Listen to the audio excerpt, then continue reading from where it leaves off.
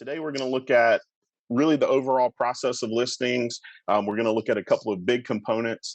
If you've never done a listing, hopefully you're going to take away a process that you can put in place when this class is over, right? So go ahead and schedule a seller meeting for this afternoon, because hopefully you'll be able to transition right into that. If you're an experienced listing agent, hopefully we're going to review some numbers, some information about what sellers are really looking for. And so hopefully that will help refine your process and really give you some deep insight there. So I tried to make this where if you've never done a listing or you're very experienced or anywhere in between, that hopefully you'll be able to take some good stuff from this. We'll review some tools, some other platforms, some third-party systems too, that I think are of benefit for really any agent that's doing a listing for clients. So the first thing we want to answer in this class is this question: do you want this in your real estate business? The first thing, more time. Well, I'm sure we all would say yes to that, right? Time is very precious and very limited. And then the next thing is more money. Probably all of us would say yes to both of those. And so being a listing agent, why does that help you get more of these things? Well, more time, right? You can work with more sellers than buyers at the same time. But if you had 5 buyers and 5 sellers going on at the same time, right, one or the other, you can definitely work with the sellers easier than 5 buyers. 5 buyers that want to go see 3 homes this weekend, it's going to be very difficult for you to schedule that, right? There's just not enough time to be able to do that. So being able to create more time for you in your business, and then more money. You control the inventory. You're the one filling out the listing agreement, which controls, really everything from that point on in the process. So you controlling those things, that's what being a listing agent really gets you when you boil it down to 2 different things: time and money, which are things that I think everyone is looking for more of. So the 2 P's of listing a home. And please let me know if you think this is the right way. Putting a sign in the ground and praying, right? That's that's what a lot of clients, I think we do, and maybe a lot of agents, that's their system currently.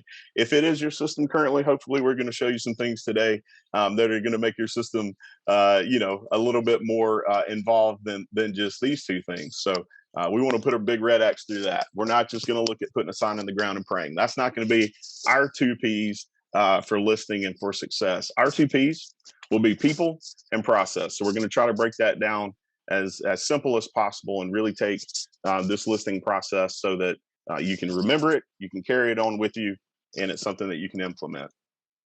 The first part, the people. Well, we all know that there are a lot of people involved in a real estate transaction, even on the buy side, right?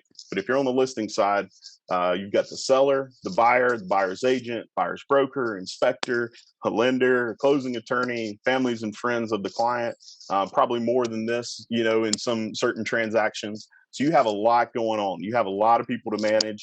You have a lot of emotions to manage, a lot of things to kind of keep control of. And so one thing you have to do is really focus, right? Systems help us do that. Processes help us do that. And then knowing those things help us do that. So I think the one in the middle there with his hand on his head, I think that was the inspector. He's like, that's not a good home. We need to move to the next one. But the point of this picture is just to show there are a lot of people involved. And the other thing to think about with this is, if you're the listing agent, of course, your client is the seller, but think about how many agents maybe aren't in the business, 2, 3, 4 years later on, when that buyer who just bought that home is looking to sell. So you're also, doing this process not only for your seller, but what we're going to talk about today is we want to have referrals throughout our real estate career, and not just for this one transaction and just solely focused on that. So there are other players, in the part of this process, and we want to be focused on all of those to a certain extent.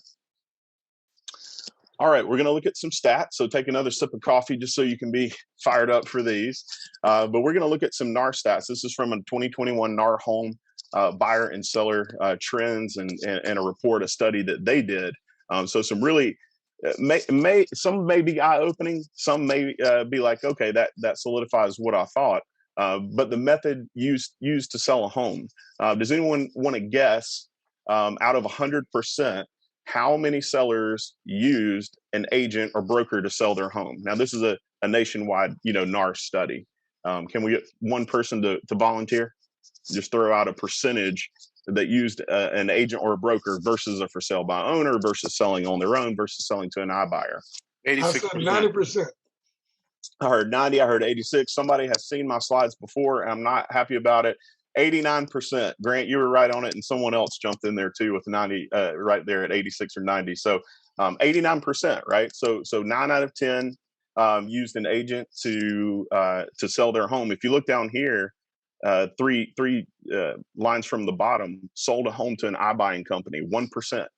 So as much as as much information as we heard about Zillow buying homes, and we hear about some of these other ones, Open Door and things like that, truly from this report anyway, only 1%, and then an 8% for sale by owner, which I thought was a little high.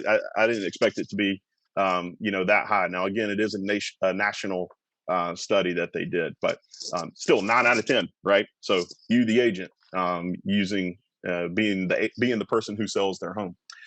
So the method used to find this real estate agent. Does anyone want to take a guess as the number percent that was referred? So you, the agent, was referred to the seller. How many times percent out of 100 were you, the agent, referred to that seller as the method of them finding an agent? Keep in mind, there's a lot going on there, right? Zillow, direct mail, all of the sources, right? But what percent referred by a friend? So I see in the chat box, 99%, 70%. What's it? One more guess, Rena. Did you have something? 5. I was thinking way low. Way low, like what? Like 5. 5. Okay, we've got a big scale there. So referred by a friend, neighbor, or relative, actually 41%. So kind of in the middle of where our guesses came in. Used the agent previously, so that was kind of out of that top number, but 26% there. So 67% is either referred by a friend, a neighbor, a relative, or used previously to help buy or sell a home, right? That's a big chunk, 67%, almost 7 out of 10 times. That's where the seller found the agent. So, as you see on the screen there, do not be a secret agent. That's what this slide tells me, right? Be involved with your sphere. Let your database know if you're a new agent that you're a new agent. If you've moved areas, that you've moved areas. If you're an experienced agent, I'm still in real estate. I'm still over here, slaying it in real estate. So making sure you're keeping in touch with people, and especially that 26%. That's another quarter of the whole group there that used previously. I don't have this number here, and I wish I did because it just popped in my head. There is a number from NAR that says the number of clients who forget the name of their agent, when they go to sell, right? So they help them buy that home, and then they forgot their name by the time they go to sell. So that's just another reason to stay in touch with people. And so we're going to go through a couple of things later on about, staying in touch with your people. So I won't continue to make you guess on this one, but I do want to reveal it. Most important factor in choosing a real estate agent to sell a home: by level of service provided from the agent. So take a look at this. Reputation of the agent, 31%. The agent is honest and trustworthy, 26. The knowledge of the neighborhood, 12. So 38%, and really you could add the 15 if you wanted to, but 38% of this requires no experience. So almost 4 out of 10 times the seller chose an agent, and it doesn't require experience. You can know the neighborhood, you can preview properties, you can drive through there, you can research it, do all of those things, and you can be honest and trustworthy without having experience in real estate. And so that's something for the agent who maybe is newer, or just newer to the area, right? And then if you add in the reputation, that's almost 7 out of 10. So adding in the reputation, you have some deals, you have some closings, you just have a good presence in the neighborhood or the community. You're almost 7 out of 10, times 70% likely to be that person, right? To be the person that's going to sell that property. And I promise these are going to get better and better and less as we go through the presentation. But I wanted to hit it early so we could just establish the framework for really what we're talking about. So number of agents contacted before selecting an agent to assist. I do want to hear some guesses here. So the number of agents that the seller contacted before selecting the agent that they ultimately selected? How many agents do you think the sellers contacted and said, hey, come out, give me a price on what you think my property's worth, give me a CMA, give me a presentation? So I see one, I see zero, probably meaning like they already know that one. Two, all right, I want to get a couple more guesses in. 5, 2, 1. Okay, well, let's take a look. So 77% 1, 13% 2. So 90%, far and away, right? The highest on this entire chart here. They contacted one agent for the most part, or two max. So that means we want to be the one, but if you can't be the one, at least be the two, right? So if they say, I have an agent, I've got an agent, I'm good, we're going to talk about what you can say to answer that question so you can be that number two. But the goal obviously would be the number one, right? That's 77% of the time. They're contacting one agent, which really goes back to what we looked at on the other slide of the big number of people who get referred, right? You want to be the referred. So, in a world of leads that are all over the place, every commercial or every advertisement or every email that you get as an agent that says, hey, here's a great lead source, send me $1 million and I'll give you $2 million in leads, all of those things that are coming for your attention. Really what we want to focus on are the highest return on investments for you, the agent, which are really, right here in your database. And we're seeing that right with the success of what this report says. Okay. What sellers want most from a real estate agent? Oh, did I delete that? Yeah. Show me the money, right? That's what we think, right? Show me the money. I want the highest amount of money. I don't care about everything else. And we hear that, right? But a lot of times I think when we sit down with sellers, maybe that's not quite exactly the way we need to think about it, right? It's a good way to visualize it and think about it. And probably that's their initial call to you is, oh yeah, I want the agent to sell my home that can get me the most money. But really, in this market, is it the most money or the best terms, right? There's so many terms that can go along with a contract, right? We've got appraisal contingencies, finance contingencies, all cash versus conventional versus all these other types of financing. Are they going to get an inspection? What's the due diligence? All these things that you have to navigate. So really, let's take a look at what the answers are from this NAR study. Is 22% help sell the home within a specific time frame. So actually the highest, right, amount there. Price it competitively. So competitively, there's a big word, right? It doesn't say sell it for the absolute most amount of money that's ever sold, in this county. It's 21% competitively, and then the number 17% on marketing it potential buyers. So this is what the sellers are saying that they want here. Help them, guide them through there. And the question that I have again is experience needed for this, and really it's not, right? As long as you can get some marketing to help number three there, you can do the other two without experience. So if you are experienced, great. You've already got a heads up. If you're not experienced, don't be nervous about it, because sellers are telling us in these studies, there's nothing in here that says I'm only going with the person who's worked in the business for 25 years, right? Everything is trust, and honesty and trustworthy. Being able to sell in a specific time, being able to market, being able to price it competitively, which we all can do that right now as a real estate agent with the tools we have. So we're going to skip through some stats. We're kind of finished with that portion of it. But before we get into the process, we want to finish up the people side. And part of that people side is the mindset. And the first thing we're going to look at is the short-term versus long-term mindset of an agent. The short-term would be, I'm in this transaction, I'm going to put the sign in the ground and I'm going to pray, right? Which we kind of looked at how that's gone out the window if you want referrals, if you want to stay in this business for a long time, and if you really want to establish yourself as a real estate player. And that doesn't mean you doing the deals. It can mean you referring the deals, right? So staying in there, being involved is a big thing for a buyer or a listing agent, but really for a listing agent, right? In what we're talking about today, I can't do it versus how can I do it, right? The things you focus on expand. If you think I can't do that, there's no way I can go compete against this 10-year veteran agent or 25-year or this person who dominates this neighborhood. That's a I can't do it mindset, and we want to focus on how can I do it. All right, I need to be prepared. I need to bring the best comps in. I need to know the neighborhood. I need to drive the neighborhood. I need to know all of these things, right? That's how you can do it. So looking at it from the positive side.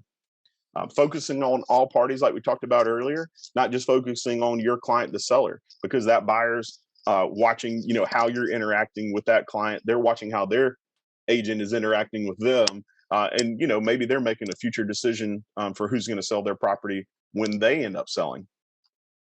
And abundance versus scarcity, something that something that we want to focus on.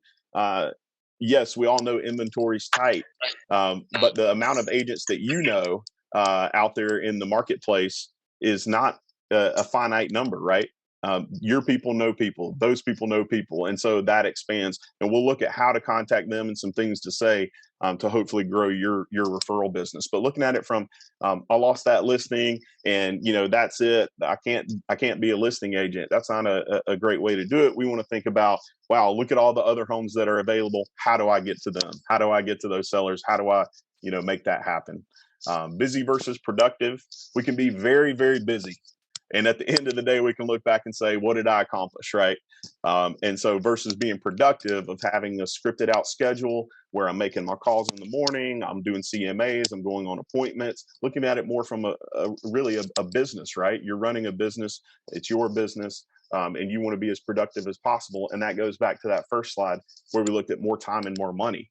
You can't have more time if you're just being busy and not productive, right? And so we want to make sure we incorporate just that mindset, right? All of these things into it, along with opportunities can multiply. And so we talked about the referral, we talked about how sellers, and if they're excited with what you've done, will refer you. And we'll look at that last stat before we move on to the next section right here. How many times a seller recommends a typical agent? Look at that one, 4 or more times, 27%.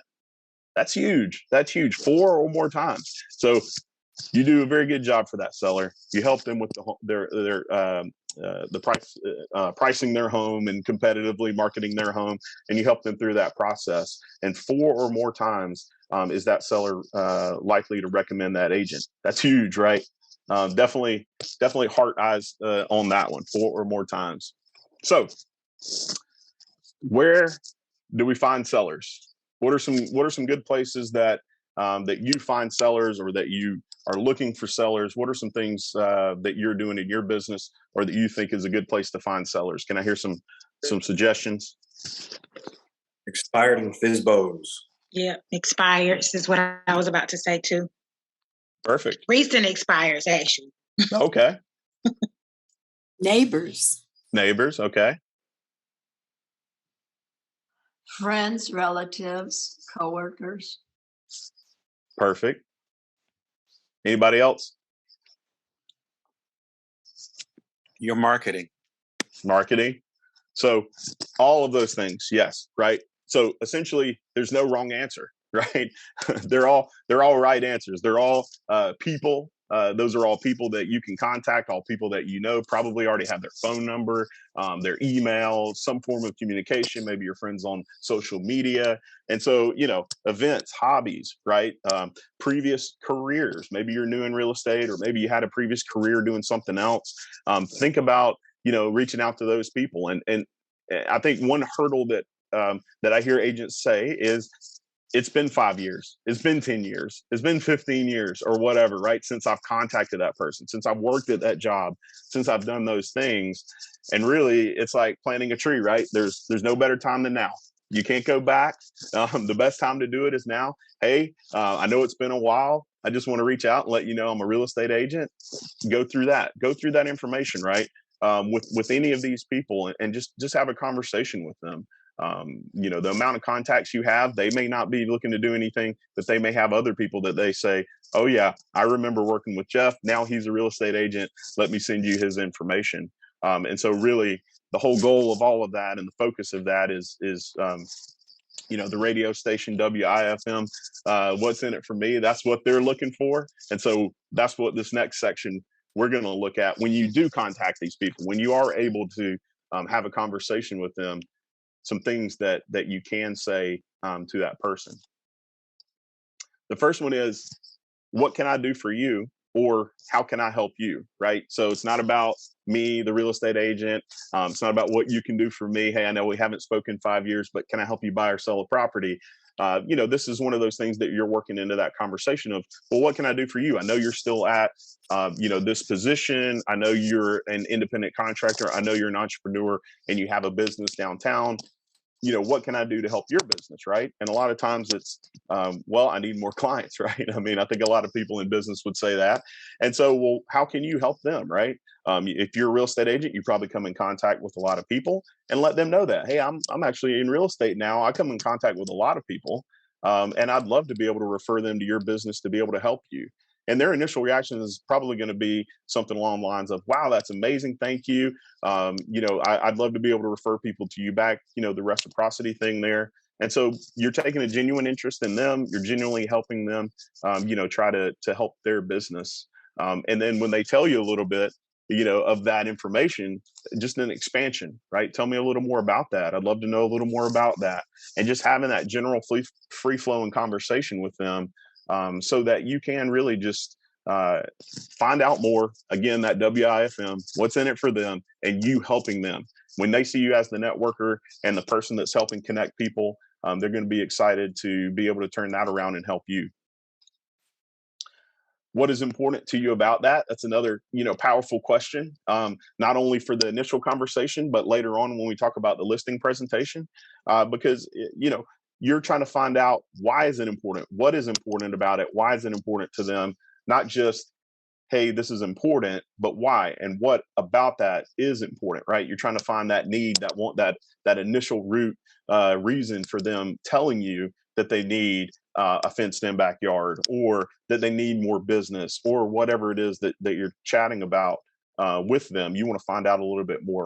And the one thing that overarches all of this is that we know most people love to tell their story, right? And love to be asked about their story. Hey, how did you get here? Or how do you do this? Or, you've been successful, or you've been at this company a long time, or whatever it is, whatever you're chatting with them about, they like to talk about that for the most part. So, just to expand on that and genuinely have an interest in them. Kind of switching more to real estate, the questions as you go through, did you see your neighbor's home just sold? And so you're talking to someone either in the neighborhood, someone that in the area, something like that. Very casual conversation. Did you see your neighbor's home just sold? It's a great conversation starter. They're either going to say, yes, I followed it every day on Zillow, Realtor, Trulia, your website, wherever, and waited till it closed to see the price. Or they're going to say, yeah, I saw the sign in the ground and 30 days later it was gone. What did it sell for? So either way, it's a conversation, right? Either way, there's information you can provide to them. Hopefully you've done your research at least a little bit and found out what it was sold for, how many days it was on the market. So you have that answer. But that's something that you can always, chat with them about. And then more real estate, right? Have you ever thought about selling? Right? That just a general question. You probably don't want to lead with that. It's going to be something that you work into the conversation. But have you ever thought about selling? And they're either going to say, yeah, in a couple of years when the kids are graduated, or no, this is our forever home. We're going to be here for 40 years or whatever. Again, conversation starter. You're learning about them, and also you're forming your database, right? You're putting notes in your database. Jim and Stacy are never going to move, or told me that anyway, right? Because we know that's probably not the case, or they're going to move in 2 years or less. And so I need to be in constant contact with them throughout and educate them and provide some information for them. And if they say, yeah, I've thought about it, and is there a price at which you would sell, right? So just so many different ways you can go with this conversation. These are just some ideas and things that you can talk to people about, and kind of gauge their interest in selling. We all know there are people who maybe have thought about selling that would tell you, no, never thought about selling. There's no price I would ever sell. And maybe in the back of their mind, like, wow, I can see what my home would go for. So that's the reason to stay in touch with them, right? And not just write them off like, oh, they're never going to sell. Because those are the ones that you see 6 months or a year later, and you see it in your neighborhood or on the internet that says it sold, and you look it up and it wasn't you that helped sell them. So sell that property for them. So we definitely want to stay in touch. Some discussion tips. Has anyone ever heard of the acronym FROG, F-R-O-G, or FORD, F-O-R-D, when it comes to ideas and things like that to talk to clients about? FROG, that one is family, recreation, occupation, and goals. And then FORD is family, occupation, recreation and dreams. And so either one, right? It's just an acronym for when you're in a situation where maybe you don't have your computer, your notes in front of you, but you run across someone who you're like, wow, this could, potentially be a client, or I can help them, or, whatever similar situation. It's just a way to keep it organized, right? Tell me a little bit about your family. What do you like to do for fun? Where do you work? What do you do for a living? And then your goals, right? Like, oh, what do you want to do with that? Or are you looking to retire? Do you want to sell? Do you want to move to the beach? You want to go back and get your master's degree? All of those things, right, can fall in those categories. But it's an easy way for you to, just remember it, right? And think about how do I help this person, and how can I get more information, right? More information you have about them, the more you're going to be able to help that person when it comes to selling or helping them buy, either way. But, this class is more focused on the sell part. Some other discussion tips is knowing their DISC profile. Has anyone in here taken a DISC assessment, like one of the online versions or one of the bigger ones? I saw a couple hands go up. You probably learned a lot about yourself. I know I did when I took mine. I was like, whoa, this is weird to read about yourself, in words that maybe you wouldn't have described yourself as, right? But it really does give good insight, and I highly recommend that you do it yourself. Go and I'll show you where to find it for free to take this DISC profile test. But take it if you haven't, and just answer the questions, read the report about you. It's pretty detailed, multiple pages about your personality. And then if you don't know this part, each of the letters in DISC stands for a type of personality. So you have a scale, high and a low, and the D is like a high D, a low D, a high I, low I, and then on down the road. And it's just the kind of a great way for you to know those generalizations of that person, because when you meet someone and you know these, then you can kind of put them in a little bit of that category and say, I know how this person likes to handle themselves. I know that they, like a high D, they need information, general, high level information very quickly. If you tell them all the details that we looked at in that stats, and probably some of you were looking at that and saying like, I don't want to know all these stats, you might be a high D, because you just want to know the information. You want to move on to the next topic, right? So knowing that about yourself, knowing that about, the categories that they offer there and the types of personalities that are involved in those 4 letters will help you when you're doing your listing presentation, when you're doing your initial conversation, because you may say, oh, that person was a jerk when I told them all the details about the community and all this other stuff. They checked out, they said they didn't have time, and they left. And it could be, it could be that they were a jerk, but it also could be they were high D. They just wanted the high level information, get me the information and let it go on. Or they could be more analytical, like in the S&C profiles, where they need that information. And if you don't give them enough information, they may not work with you because you didn't give them enough details. So knowing that helps out, especially in a situation where you're on a listing presentation with 2 people, maybe a husband and wife or something like that, and you're sitting down with 2 totally opposite personalities, maybe a D and a C profile. You're going to have to give one all of the details and one all of the high level, and you may have one that checks out while you're talking to the other person. So, knowing that information, I think only helps you and helps you refine your process and just working with people in general. For the people that already know this information, you're probably like, yep, I use it all the time. So that's what that part means. Remembering this part, the person who talks the most dominates the conversation, but the person who asks the most questions controls it. That's not a quote from me, and I apologize, I didn't cite it. I thought I did. But really what that tells you is the questions that we talked about earlier, right? Tell me a little bit more about that. Why is that important to you? All of those things, and really what's in it for them, because they're going to leave that conversation. And one of the best, quotes that I think that's out there is, people will forget what you told them, but they'll remember how you made them feel. And that person's going to leave that conversation and say, wow, Shannon really cares. She asked about, family, recreation, occupation, and dreams. They won't categorize it like that, but, asked about all these things. She really cares. about me and what I'm looking for and what we're looking for in a new home, or what we're looking for when we're selling this home. People remember that. And so if you have someone who says, I just want the highest amount for this property, and, maybe in more of an like investor type client, then maybe none of that even matters one bit, right? Maybe it is strictly price, how long you've been in the business. I don't care anything else. But for most of the clients that we're working with in our business, this stuff matters, right? And a lot of it is emotions. The last piece here, this last sentence, is more just motivation for you to think about. If you're reluctant to reach out to people, you're only thinking about yourself and not their need of a great person to help them, which is you. And so it's kind of like one of those things like, you are a fantastic agent, know it, and know that if you don't help them sell their property or buy their property, then someone else will. And do you want you, who cares about them, who's really interested in their success and their goals and helping them get there, do you care about that part of it? Or are you like, I don't have enough experience, or, this is happening, or whatever's going on in the marketplace? The marketplace is crazy. There's so many multiple offers. You being that person, that's what they need. They need you to help them be able to navigate. So leading into that, the first book I want to tell you about is called The 7 Levels of Communication. Has anyone read that? By Michael Mayer? I see a couple of heads shaking yes. If you haven't read it, and maybe you're not a physical book person, this is also on Audible, which is my favorite way to read books. And so you can be in the car and read, right?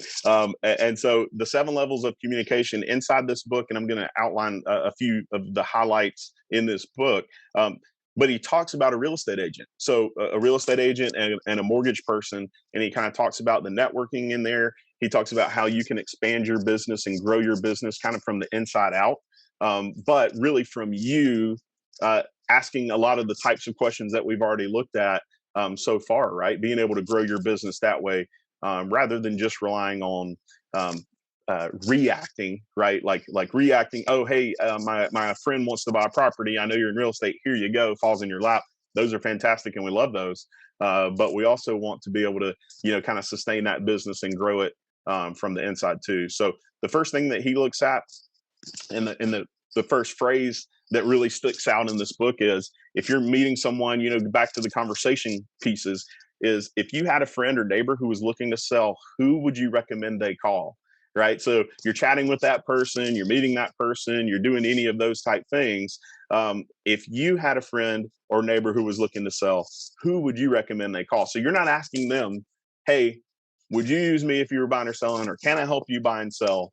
This is something that is directed towards them, and they're more likely to give you an honest answer, right? Like, oh, I would refer my friend to James or to Shannon or whoever else, right? They're going to give you that answer.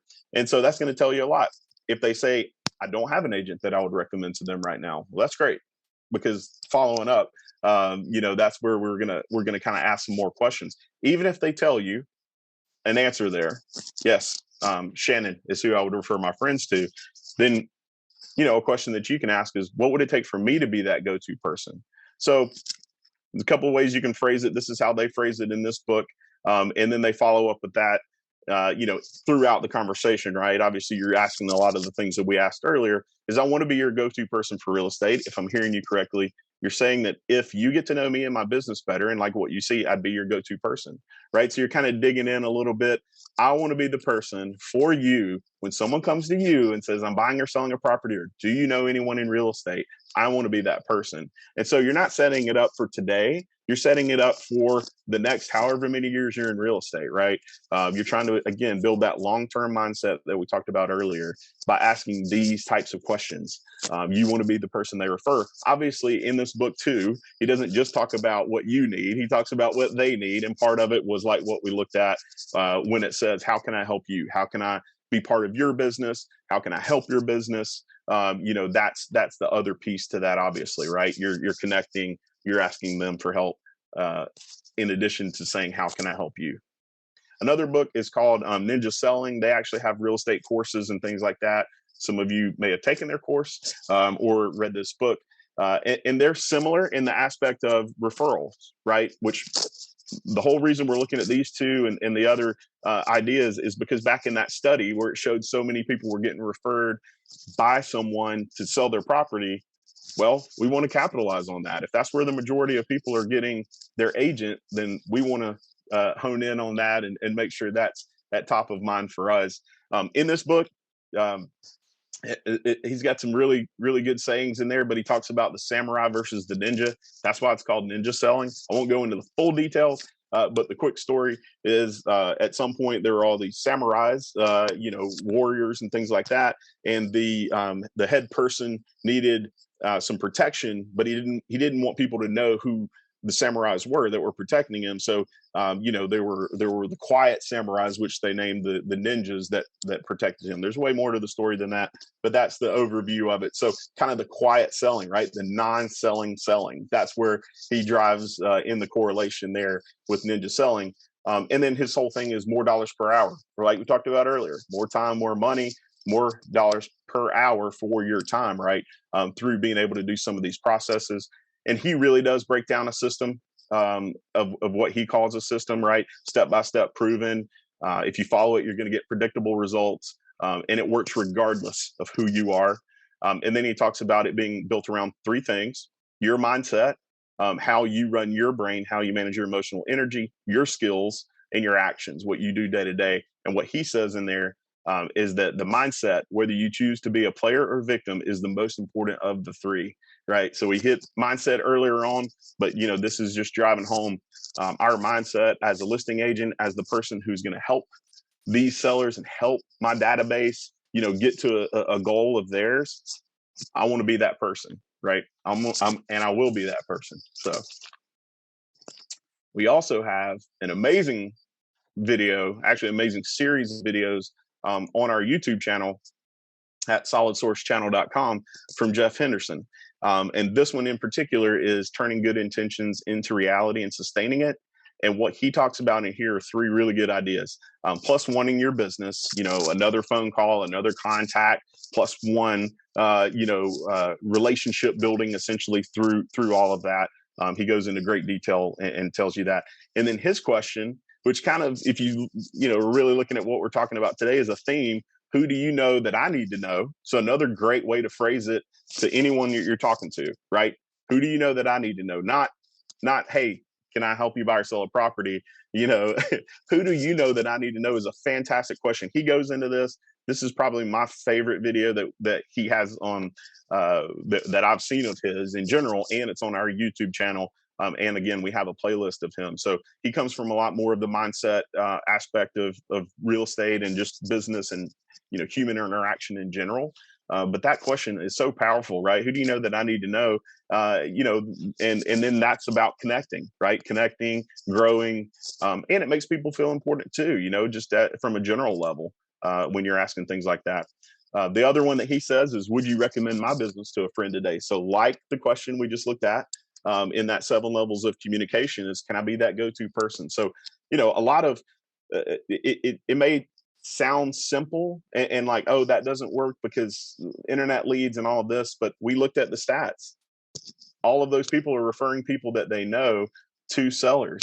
And so that's where, these three, the 7 levels, and then the ninja selling, and then Jeff Henderson, and I assume the Go Giver Sell More, added into that. And I'm sure there are plenty more, but around that whole theme, right, of helping that person out, trying to figure out what you can do to help grow their business and be in it for them. So we're about to wrap up the people section. We just have a couple more slides on that. Another important person in the entire process of this, right? You go under contract, you help the seller before all of that listing presentation, you get to the point where it's ready to close. You're trying to take a deep breath, but you're like, we have to get to the closing table. We have to finish things before I can take a breath and ask for a review and get pictures and give presents and all that stuff, right? Well, the last person, really involved in there that's going to help make or break the thing is the closing attorney. And so you definitely want to make sure you have some good recommendations there. We strongly recommend Weissman Law Firm just on the sheer fact that they will go out of their way to make you the rock star and clear any hurdles that you might have in that real estate process. So 15 convenient metro Atlanta locations and a Savannah office. They actually have red carpet service and a dedicated facilitator for solid source agents named Sherry Gill. She is fantastic, along with an actual other team members there that will just help make your life easier. And especially if you're a new agent, you have never closed anywhere. If you only close at Weissman, you're going to think everyone's like that, and they're not. So just from my experience, okay. You can schedule closings at closingconnect.net, and they also have online earnest money like we do at weissmanem.com. If you're closing at Weissman, I strongly recommend they hold the earnest money, just as a little side note. But again, they make you the rock star throughout this whole process. And as you've done such a tremendous job of what you bring to the table, now you're at the closing table, and now they make you look even better. And clients leave with a smiling face, and we go through that whole process of now asking for referrals from them. So definitely a great bow on the whole process that you're able to put together. Can't recommend them anymore. I mean, they are fantastic. Last part of the people side that we want to look at is the Knock, Go, and Home Swap programs. So we offer both of these solutions here at Solid Source. Now, they are a mortgage company, so Knock Mortgage. And so take advantage of this. I'm only buying, that's the Go program for what we're talking about today, selling. So buying and selling, and you have that client. This is a website I'm going to pop up here in a second that you can copy down, or we can send to you. Actually, we've already sent to you once, but we'll send it again, and I'll pop it up here. That's a dedicated website, which is this site that you see on the screen, and you can give it to your clients. And essentially all they have to do is go in and click get started on the buying and selling, and it will walk them through that process. They'll have a place in there to put your name. It says you're currently working with a Solid Source agent, which, yes, you. And so you'll be able to have that information. They'll have that information. They'll be able to process them through this through their system. But the great benefit for you, the agent, is they're able to buy a new home without selling their current home. So buying that new property, fully moving into that new property, and then you as the agent have up to 6 months to sell their existing home, their current property. And in this marketplace, you may not need 6 days, but you have up to 6 months, based on their contingency there with that part of it. But they're able to fully move in. They don't have a moving truck sitting at the closing with the double closes that day. Very convenient for your clients, less stress. They also give up to $25,000 in home prep to your client, essentially for their current home, for their old home, to help replace carpet, paint, do anything that's needed to help sell that property. So a great situation for you, and something, again, that now you can bring up to clients when you're talking to them. Hey, we've got this great new program. I just wanted to talk to you about it. I know you're thinking about selling at some point, but you didn't want to sell because you didn't have a place to go to. Well, now we have a solution for you, and here it is, right? So learn about it, understand it, be able to at least talk about it to that capacity. And again, hopefully that spurs up some business for you, and really in the end helps clients, right? Helps your clients through that. The website is this, and I'll put it also in the chat box, but it's knock.com/brokerages/solid-source. So that's the website. It is customer facing, so you can send it directly to your client.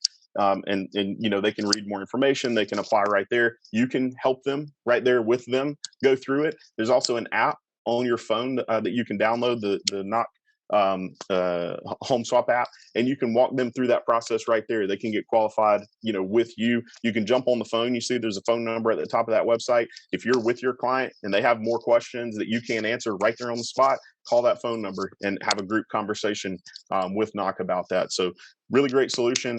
It's also one of those things where even if your client says, no, I'm buying all cash, or I'm doing something different, they don't want to use anything else like this program, at least you've offered it, and you have something that not everyone can offer, to your clients, right? So another tool for you, another check mark for you. So beyond the closing, and we're wrapping up the people section, we'll go into process here shortly. Beyond that, top customer service equals referrals. We want to give systematic property updates in the MLS to our clients. So, home anniversaries, things like that, to send that annual CMA. You can attach a video to it if you want to. You can send them the mailed copy with a handwritten note. Hey, your home value is updated, but keeping in touch, right? And it's not only about their home. Oh, well, they're not going to sell for another 5 years. Well, you're not only doing this for their home, you're doing it so that when they have someone, back to that conversation that comes to them, that they're able to refer you and you're top of mind, right? Oh, yes, of course I have an agent for you. Claudia is a great agent and I'm going to recommend her. She's always in touch with me, always giving me updates on my property. And then asking for reviews, right? People love to tell other people about good service and things like that. And then there is a difference between good and great. And so that's what we're talking about today is how to provide that great service. Over to the right, you'll have this download at the end of class. And I'll show you where to find it so you don't have to write this down, but you'll have this template and you can use it, you can modify it, whatever you want to do. You'll be able to put your review links in there, whether it's Zillow, Google, Facebook, anything like that. You'll just embed that link, your review link into that text, and you can email this, whatever you want to do, send it out to your clients after. You can do something totally different, but this is just an idea and something that I used to use. So again, the whole goal of pretty much that entire section that we looked at when we talked about all of those stats, right? If you just really focus on not being a secret agent and not just hoping and thinking that all these deals are just going to fall in our laps, right? We're proactive, we're talking with people, we're networking, we're building for the future, and not just building for next week or this year. We want to build a sustainable business where we can have more time and more money and be able to go forward in our listing success here.